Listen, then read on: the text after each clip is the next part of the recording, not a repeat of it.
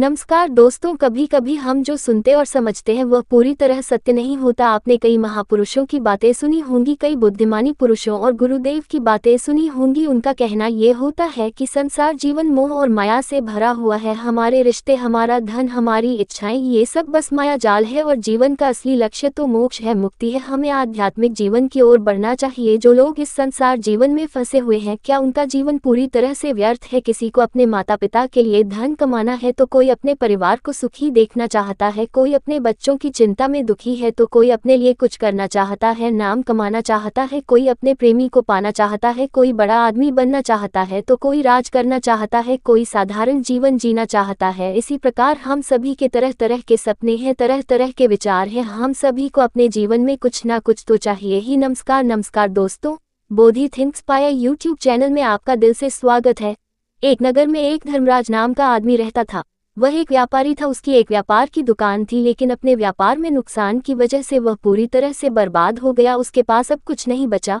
अब उसके पास केवल 5 स्वर्ण मुद्राएं बची थी। तो उसने सोचा कि अगर मैं इस नगर में रहूंगा तो मेरा कुछ नहीं होने वाला, मुझे दूसरे नगर जाना होगा। यही सोचकर वह उन 5 स्वर्ण मुद्राओं को लेकर दूसरे नगर के लिए घर से एक थैला लेकर रवाना हो गया। जब वह दूसरे नगर के लिए जा रहा था तो उसे रास्ते में एक महात्मा मिले। वह महात्मा बहुत ज्ञानी थे, उनके ज्ञान की चर्चा चारों तरफ फैली हुई थी। वह युवक महात्मा के पास गया और बोला, महात्मा जी आप कहाँ जा रहे हैं? महात्मा ने उससे कहा कि मैं यही पास के नगर में जा रहा हूँ। उस युवक ने सोचा कि चलो अच्छा हुआ, साथ में मेरा भी सफर कट जाएगा। महात्मा ने उस युवक से पूछा कि भंते तुम कहाँ जा रहे हो? तब उस युवक ने कहा कि महाराज मैं पास के नगर में व्यापार करने के लिए जा रहा हूँ। अब मेरे पास केवल 5 स्वर्ण मुद्राएं बची है, उन्हीं से मैं एक नया व्यापार शुरू करूंगा। इसके बाद उस युवक ने महात्मा को सारी बात बताई, कैसे उसका व्यापार पूरी तरह से घाटा हो गया। फिर धर्मराज महात्मा के साथ साथ चलने लगा। थोड़ी दूर चलने के बाद उसे खामोशी लगने लगी, क्योंकि महात्मा चुपचाप अपने मार्ग पर चले जा रहे थे। उस युवक ने कहा, महाराज आप चुपचाप क्यों चल रहे हैं? इससे तो रास्ता बड़ा लंबा हो जाएगा। आप मुझे कोई ऐसी कहानी सुनाए ना जिससे ये सफर आराम से कट जाए और मेरे मन को शांति मिल जाए। उसके बाद वह महात्मा बोले, भंते मैं कहानी तो सुना दूंगा, लेकिन मेरी कहानी सुनने के पैसे लगते हैं। मैं एक कहानी सुनाने के बदले में 1 स्वर्ण मुद्राएं लेता हूँ। महात्मा की बात सुनकर उस युवक ने सोचा कि मेरे पास तो केवल 5 स्वर्ण मुद्राएं ही हैं, जिसमें से 1 स्वर्ण मुद्रा देकर कहानी सुनना क्या बुद्धिमानी होगी? लेकिन ये बड़े ज्ञानी है, हो सकता है इनकी कहानी सुनकर मुझे धन कमाने का कोई उपाय मिल जाए। फिर कुछ सोच समझकर उसने 1 स्वर्ण मुद्रा महात्मा जी को दे दी और बोला, लीजिए महाराज, लेकिन आपसे एक प्रार्थना है कि आप जो भी कहानी सुनाए वह सच्ची हो। महात्मा बोले, ठीक है बेटा। महात्मा ने कहा, बेटा जो भी जैसा भी और जितने दिन के लिए भी तुम्हें काम मिले वह काम तुम तुरंत कर लेना। महात्मा की बात सुनकर धर्मराज बोला, मैं ये बात ध्यान में रखूंगा। अब कहानी सुनाए। महात्मा बोले, कहानी तो खत्म हो गई। तब युवक ने कहा, ये कैसी कहानी थी महाराज? आपने जो बात कही है वह तो उपदेश था। तब महात्मा ने कहा, बेटा यदि मेरे इस उपदेश को तुम याद रखोगे तो हमेशा फायदे में रहोगे। फिर महात्मा ने उस युवक से कहा कि चलो ठीक है, मैं तुम्हें दूसरी कहानी सुनाता हूँ, निकालो 1 और स्वर्ण मुद्रा। कुछ सोच समझकर धर्मराज ने 1 और स्वर्ण मुद्रा महात्मा को दे दी और कहा, कहानी सुनाओ महाराज। तब महात्मा कहने लगे कि बेटा कभी किसी दूसरे के हक पर छल कपट और ईर्ष्या से अधिकार मत करना, दूसरे की वस्तु को मिट्टी के बराबर समझना और अपनी नियत कभी उस पर खराब मत करना। ये सुनकर वह युवक बोला, फिर महाराज? तो महात्मा जी ने जवाब दिया, फिर क्या बस हो गई कहानी खत्म? तब उस युवक ने कहा, महाराज आपने तो इस बार भी बस उपदेश ही दिया। तब उस महात्मा ने उससे कहा, बेटा मेरे उपदेश बड़े कीमती है। फिर कुछ सोच समझकर उस युवक ने उनसे कहा, महाराज ये लो 3री स्वर्ण मुद्रा और मुझे अगला उपदेश सुनाओ। महात्मा बड़े प्रसन्न हुए और बोले, बेटा जीवन में कभी भी भूलकर भी किसी का रहस्य किसी अन्य को मत बताना। फिर उस युवक ने उनसे कहा, महाराज ये लो,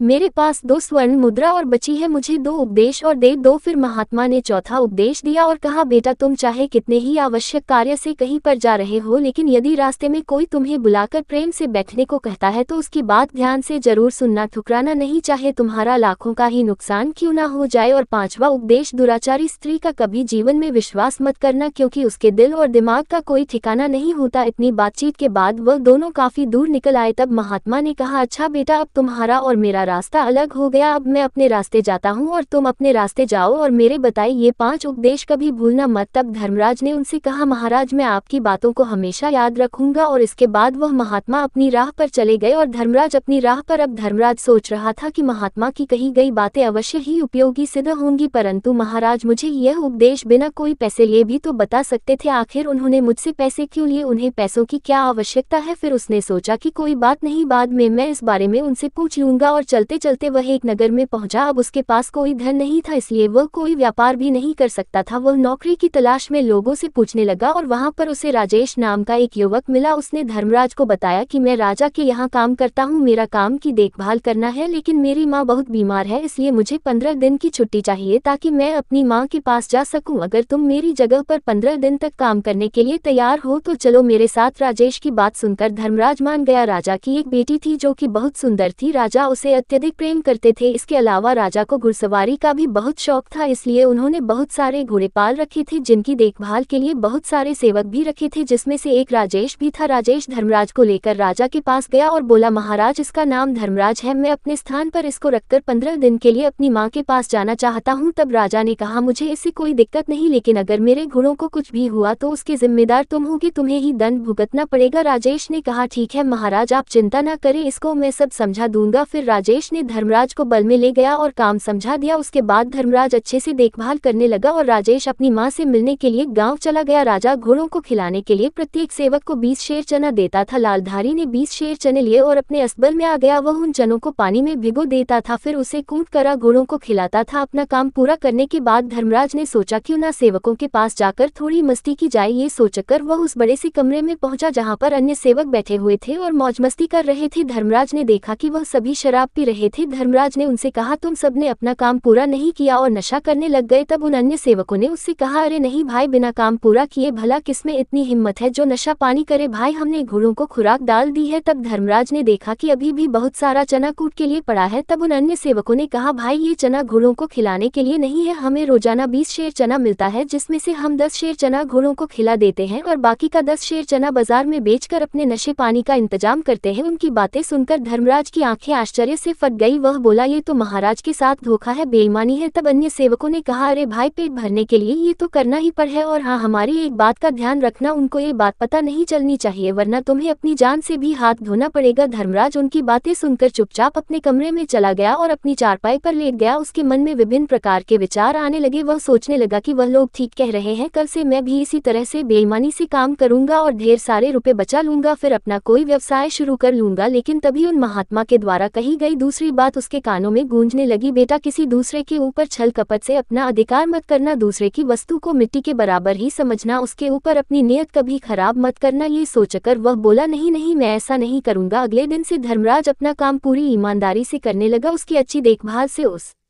के घोड़े 1 महीने के भीतर ही अस्तबल के सबसे सुंदर और तंदुरुस्त और ताकतवर घोड़े बन गए। एक दिन दरबार में राजा ने अपने मंत्री से कहा, मंत्री जी, बहुत दिन हो गए मैंने अपने प्रिय घोड़ों को नहीं देखा, आप सेवकों को ये कह दो कि वह सब अपने घोड़ों को लेकर शाही मैदान में आ जाए, मैं कल अपने घोड़ों को देखना चाहता हूँ। अगले दिन सुबह धर्मराज सहित सभी सेवक अपने अपने घोड़ों को नहला धुला कर शाही मैदान में पहुंच गए और महाराज सभी घोड़ों का निरीक्षण करने लगे। महाराज ने देखा कि उनके सभी घोड़े बिल्कुल अस्वस्थ दिख रहे हैं। ये देखकर महाराज को बड़ा ही क्रोध आ रहा था। उन्होंने मंत्री से कहा, मंत्री जी, हमारे सारे घोड़े तो बहुत सुंदर और ताकतवर थे, यह इतने अस्वस्थ और बीमार कैसे हो गए। तभी मंत्री ने कहा, महाराज, मुझे लगता है सभी सेवकों ने इनकी देखभाल अच्छे से नहीं की। इसके बाद राजा आगे बढ़े तो उन्होंने देखा कि धर्मराज के घोड़े ही स्वस्थ और तंदुरुस्त है। ये देखकर राजा की आंखों में चमक आ गई और धर्मराज से बोले, तुम कल राजमहल में आओ, मुझे तुमसे कुछ बात करनी है। राजा का आदेश पाकर अगले दिन धर्मराज राजमहल पहुंचा। राजा ने उससे पूछा, सेवकों के घोड़े इतने अस्वस्थ क्यों हैं, जबकि सबको एक सा भोजन दिया जाता है, सबकी एक सी देखभाल होती है। तब कुछ सोच समझकर धर्मराज ने कहा, महाराज, मैं तभी जवाब दे सकता हूँ जब बाकी सभी सेवक यहाँ पर मौजूद। इसके बाद राजा ने कहा, ठीक है, सभी सेवकों को यहाँ पर बुलाया जाए। राजा की आज्ञा पाकर सभी सेवक वहाँ पर आ पहुंचे। तब राजा ने कहा, अब बताओ। धर्मराज ने कहा, बात यह है महाराज कि यह सभी सेवक बड़े बेईमान और धोखेबाज हैं। आपकी आज्ञा ये थी कि सभी घोड़ों को 20 शेर चना खिलाना है, लेकिन ये लोग केवल 10 शेर चना ही घोड़ों को खिलाते थे और बाकी का 10 शेर चना बाजार में बेच देते थे। लेकिन मैंने ऐसा नहीं किया, मैंने 20 शेर चना रोजाना घोड़ों को खिलाया है, इसीलिए मेरे घोड़े सुंदर, तंदुरुस्त और ताकतवर हैं। धर्मराज की बात सुनकर महाराज को क्रोध आ गया। तब बाकी के सेवकों पर चिल्लाते हुए बोले, धोखेबाजों, क्या ये बात सच है? जवाब दो, वरना मैं तुम्हारी गर्दन अभी धड़ से अलग कर दूंगा। राजा का क्रोध देखकर सभी सेवक डर के मारे कांपने लगे और बोले, क्षमा करें महाराज, क्षमा करें, हमसे गल हो गई, हम विश्वास दिलाते हैं कि अब कभी ऐसी गलती दोबारा नहीं होगी। तब धर्मराज कहता है, महाराज, मैं आपसे यही कहना चाहता हूँ कि इस बार आप इन्हें क्षमा कर दीजिए। लीजिए। धर्मराज के कहने पर महाराज ने उनको माफ कर दिया और धर्मराज से कहा, मैं आज से तुम्हें अस्तबल का मुख्य निरीक्षक घोषित करता हूँ। आज से तुम्हारा काम इन सभी की हरकतों पर निगरानी रखने का होगा, जिसकी पगार में तुम्हें 500 स्वर्ण मुद्रा मिलेंगी और साथ ही भोजन और रहने का स्थान भी मिलेगा। यदि इनमें से अब की बार कोई मुट्ठी भर चना भी गायब करे तो इसकी सूचना मुझे देना। राजा ने धर्मराज को एक अंगूठी दी और कहा, तुम इस अंगूठी को दिखाकर बिना किसी रोक टोक के मुझसे मिलने राजमहल में आ सकते हो। इसके बाद धर्मराज के सभी सेवक महल से बाहर आ गए। तब धर्मराज सेवकों से कहता है, भाई इस बार तो मैंने तुम्हें बचा लिया, लेकिन अगली बार तुमने कोई गड़बड़ी की तो तुम्हें कठोर दंड मिलेगा। तब ये सुनकर सभी सेवकों ने साथ कहा कि नहीं सरकार, अब कोई गड़बड़ी नहीं होगी। उस दिन के बाद से फिर किसी सेवक ने कोई भी बेईमानी नहीं की और पूरी ईमानदारी से अपने काम में लग गए। इसका परिणाम ये हुआ कि जल्द ही सारे घोड़े तंदुरुस्त और स्वस्थ दिखाई देने लगे। ये देखकर राजा भी बड़े प्रसन्न हो गए। कुछ ही दिन बीतने के बाद राजेश भी अपने गाँव से वापस लौट आया। उसने जब घोड़ों को देखा तो वह हैरान रह गया, क्योंकि सब घोड़े बड़े ही सुंदर और ताकतवर नजर आ रहे थे। तभी बाकी सेवकों ने राजेश को घेर लिया और सारी कहानी सुनाई कि किस तरह धर्मराज ने बेईमानी पकड़ ली और खुद मुख्य निरीक्षक बन गया। उनकी बात सुनकर राजेश ने कहा, अब मैं वापस आ गया हूँ, तुम लोग चिंता मत करो। इसके बाद राजेश अपने कमरे में चला गया। उसने देखा कि कमरा बहुत साफ सुथरा था। इसके बाद वह एक तरफ अपने बिस्तर पर लेट गया। धर्मराज उसको देखकर बड़ा खुश हुआ और उससे बोला, राजेश भाई तुम कब आए? राजेश ने कहा, मैं अभी कुछ देर पहले ही आया हूँ। इसके बाद दोनों आपस में बात करने लगे। तब धर्मराज ने सारी घटना बताई जो राजेश पहले से ही जान चुका था। इसके बाद दोनों ने भोजन किया और अपने अपने बिस्तर पर लेट गए। राजेश को नींद नहीं आ रही थी, बिजली कड़क रही थी और इधर राजमहल में राजकुमारी को नींद नहीं आ रही थी। वह अपने कमरे में इधर उधर घूम रही थी। फिर उसने अपने कमरे के एक तख्ते को हटाया जिसके नीचे एक गुप्त रास्ता था। वह तुरंत उस गुप्त रास्ते की सीढ़ियों से नीचे उतरने लगी। उधर तेज बिजली कड़कने की आवाज सुनकर धर्मराज की नींद खुल गई। वह कमरे के बाहर खुली हवा में निकल गया। एक लकड़ी का तख्ता एक तरफ हटा, उसमें से राजकुमारी निकलकर बाहर आए। असल में यह उसी गुप्त रास्ते का दूसरा हिस्सा था जो राजकुमारी के कमरे से लेकर राजेश के कमरे तक खुलता था। इस गुप्त रास्ते से राजकुमारी निकली और देखा तो राजेश कमरे में अकेला सो रहा था। उसने राजेश को उठाने लगी। राजेश घबराकर उठ गया और बोला, राजकुमारी तुम इस समय यहाँ क्यों आए हो? जल्दी वापस लौट जाओ, यहाँ पर धर्मराज है। राजेश ने देखा कि धर्मराज कमरे में नहीं है। राजकुमारी बोली, कौन धर्मराज? राजेश ने राजकुमारी को धर्मराज के बारे में सब बता दिया। असल बात ये थी कि राजेश और राजकुमारी का प्रेम प्रसंग चल रहा था जिसके बारे में किसी को कोई सनसनी नहीं थी। राजकुमारी ने कहा, तुम चिंता मत करो राजेश, मेरे रहते हुए तुम्हें कोई नीचा नहीं दिखा सकता है। तुम कल सुबह देखना कि मैं उसे कैसे मजा सा खाती हूँ। इधर जब धर्मराज कमरे में वापस लौटा तो कमरे के भीतर से आवाजें आ रही थी। आवाजों को सुनकर वह हैरान रह गया और अपने कमरे के बाहर खड़ा होकर सोचने लगा कि इतनी रात में राजेश किस स्त्री से बातें कर रहा है। दरवाजा बंद था, इसलिए राज ने भीतर की तरफ झांका और राजकुमारी को देखकर वह हैरान रह गया और सोचने लगा, हे भगवान, यह मैं क्या देख रहा हूँ? इतनी रात को राजकुमारी सेवक राजेश के साथ क्या कर रही है? मुझे इसी समय महाराज को एक खबर बता देनी चाहिए। ये राजेश तो महाराज की पगड़ी उछालना चाहता है। तभी उसके कान में महात्मा की कही गई बात गूंजी, बेटा धर्मराज, किसी का रहस्य किसी दूसरे को मत बताना वरना खुद ही मुसीबत में फंस जाओगे। यही सोचकर वह कमरे के बाहर ही छुपकर राजकुमारी के जाने का इंतजार करने लगा। राजेश ने राजकुमारी से कहा, वो धर्मराज किसी भी समय आ सकता है, तुम वापस महल लौट जाओ। इसके बाद राजकुमारी ने कहा, ठीक है, और वह उसी गुप्त रास्ते से अपने कमरे में लौट गई। इसके बाद राजेश चुपचाप अपने बिस्तर पर लेट गया। धर्मराज ने काफी देर इंतजार करने के बाद देखा कि राजकुमारी कमरे से बाहर नहीं निकली और कमरे से कोई आवाज भी नहीं आ रही, तो उसने खिड़की के भीतर से देखा कि राजकुमारी भीतर नहीं थी। कुछ सोच समझकर उसने दरवाजा खोला और मन में बोला, आश्चर्य है, दरवाजा भी खुला है, ये सब क्या चक्कर है? फिर वह चुपचाप अपनी चारपाई पर लेट गया और सोचने लगा, इस कमरे में कोई गुप्त मार्ग है जहां से राजकुमारी आए और चली गई। फिर उसने कहा, कल सुबह मैं इसका पता लगाऊंगा। दूसरी तरफ राजकुमारी अपने कमरे में पहुंच गई और अगली सुबह राजकुमारी जोर जोर से चिल्लाने लगी, बचाओ बचाओ, मुझे बचाओ। राजकुमारी की चीख सुनकर राजा दौड़े दौड़े आए और बोले, क्या हुआ बेटी? तो राजकुमारी ने झूठे आंसू बहाते हुए कहा, पिताजी, आपके अस्तबल का मुख्य निरीक्षक अभी अभी मेरे कमरे में आया था। वह मेरी इज्जत लूटना चाहता था, लेकिन जब मैं चीखने लगी तो वह खिड़की कूदकर भाग गया। राजकुमारी की बात सुनकर राजा बहुत क्रोधित हो गया और बोला, उसकी इतनी हिम्मत, आखिर वह भीतर घुसा तो गुस्सा कैसे, उसे कठोर दंड दिया जाएगा। फिर राजकुमारी ने कहा, पिताजी, उसे कठोर दंड से काम नहीं चलेगा, मुझे उसका सिर चाहिए वरना मैं भोजन नहीं करूंगी। राजा ने कहा, बेटी, तुम्हारी इच्छा अवश्य पूरी होगी। इसके बाद महाराज वहां से चले गए। राजकुमारी ने सोचा, मेरी इच्छा तो बड़ी जल्दी पूरी हो गई, अब मेरे और राजेश के बीच का कांटा समाप्त हो जाएगा। इसके बाद राजकुमारी आराम से अपने कमरे में लेट गई। उधर राजा को नींद नहीं आ रही थी। वह विचार कर रहा था कि मैं कल सुबह धर्मराज को दंड दूंगा, लेकिन फिर उसने सोचा कि जब और लोग मुझसे पूछेंगे कि मैं लालधारी को दंड क्यों दे रहा हूँ तब मैं क्या जवाब दूंगा। अगर मैं सच कहूंगा तो मेरी बदनामी होगी, लोग मेरे सामने तो कुछ नहीं बोलेंगे लेकिन मेरे पीठ पीछे मेरा मजाक बनाएंगे कि एक मामूली से आदमी ने राजा की बेटी की इज्जत के साथ खेलने की कोशिश की। यही सोचकर राजा खामोश हो गया। तब उसके मन में एक योजना आई कि मैं गुप्त तरीके से धर्मराज को मरवा देता हूँ, किसी को पता भी नहीं चलेगा और मेरा काम भी हो जाएगा। इसके बाद सुबह होने पर राजा नसीम कसाई के पास गया और उससे बोला, नसीम तुम्हें मेरा एक काम करना है। नसीम ने कहा, आज्ञा करो महाराज। तब महाराज ने कहा, तुम्हें एक व्यक्ति का सिर काटना है। ये सुनकर नसीम बोला, नहीं महाराज मैं ऐसा नहीं कर सकता, लेकिन राजा की आज्ञा पाकर उसे ऐसा करना पड़ा। तब राजा ने कहा कि मैं अभी तुम्हारे पास एक युवक को भेजूंगा, तुम किसी भी बहाने से उसे अपने कारखाने के अंदर ले जाकर उसका सिर काट देना। इसके बाद मैं तुम्हारे पास एक दूसरे युवक को भेजूंगा, उस युवक को तुम उसका कटा हुआ सिर देकर भेज देना। नसीम ने कहा, ठीक है महाराज। इसके बाद महाराज